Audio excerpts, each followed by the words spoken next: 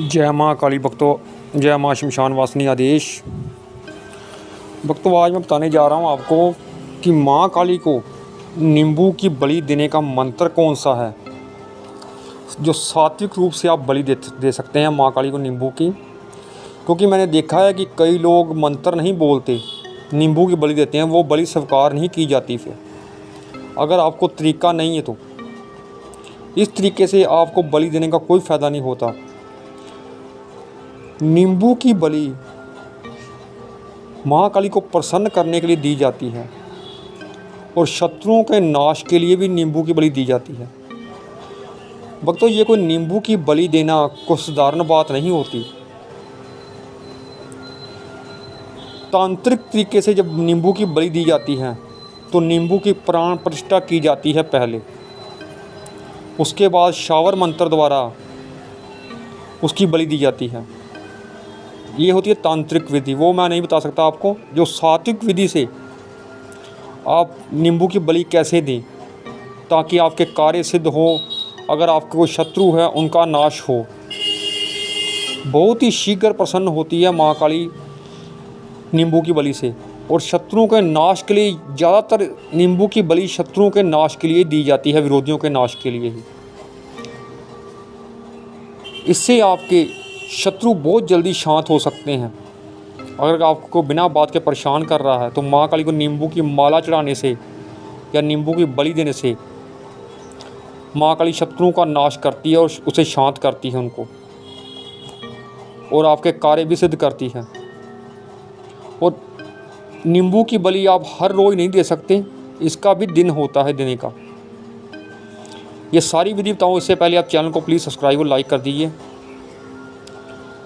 तो नींबू की बलि सिर्फ आप शनिवार या मंगलवार या अमावस या पूर्णिमा की रात दे सकती हैं, और ये टाइम होना चाहिए रात का ही। सिर्फ सुबह के टाइम नींबू की बलि नहीं दी जाती। कई लोग आपको कह देते होंगे कि सुबह टाइम बलि दे दें आप, लेकिन सुबह के टाइम नींबू की बलि नहीं दी जाती। नींबू की बलि रात के टाइम ही दी जाती है, सूर्यास्त के बाद। और उसके द्वारा एक मंत्र भी बोला जाता है, नहीं तो वो बलि स्वीकार नहीं की जाती। आपने क्या करना है, शनिवार के दिन या मंगलवार के दिन या पूर्णिमा या अमावस किसी भी शुभ दिन में नींबू की बलि देने से पहले एक त्रिकोण बनाना है छोटा सा। उस पर आपने एक बिंदु लगा देना है। ये कुमकुम से या अष्टगंध से ये त्रिकोण होना चाहिए। और नींबू को पहले तिलक करना है आपने।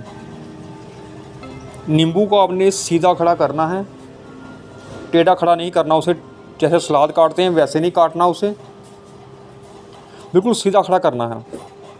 और अस्त्र भी आपका ऐसा होना चाहिए कि कम से कम 3 बार में नींबू कट जाए। जब आपने त्रिकोण बनाना है तो उस पर आपने महाकाली का आवाहन करना है कि माँ आइए, इस त्रिकोण में विराजमान होइए और बलि स्वीकार कीजिए। त्रिकोण बनाते वक्त भी आपने जो भी आप मंत्र बोलते हैं महाकाली का रोज़, उसका जाप करते रहना है। और जब आपने नींबू की बलि देनी है उस वक्त आपने ये मंत्र बोलना है नींबू काटते समय: ओम जयंती मंगला काली भद्र काली कपालिनी दुर्गा क्षमा शिवा दात्री स्वाहा स्वदा नमस्ते। जब नमस्ते शब्द आए आपका नींबू कट जाना चाहिए, और नींबू सिर्फ 3 बार चाकू घुमा फेरने पर ही आपने काटना है। ये नहीं कि आप फेरते जाएं चाकू को, 3 बार सिर्फ चाकू फेरना, 3 बार में कट जाना चाहिए। और बिल्कुल सीधा काटना है नींबू को, जरा भी तिरछा नींबू ना हो। और ये मंत्रों का उच्चारण करते रहना है आपने त्रिकोण बनाते वक्त भी, और जब काटना है आपने तो आपने ये मंत्र बोलना है। ऐसी आपकी बलि स्वीकार होगी। फिर आपको 3-4 दिन में उस नींबू की बलि देने का असर पता चलेगा, जिस कार्य के लिए भी आप नींबू की बलि दे रहे हैं। बिना मंत्र के नींबू की बलि ना तो स्वीकार होती है, उल्टा आपको उसका दोष लगता है।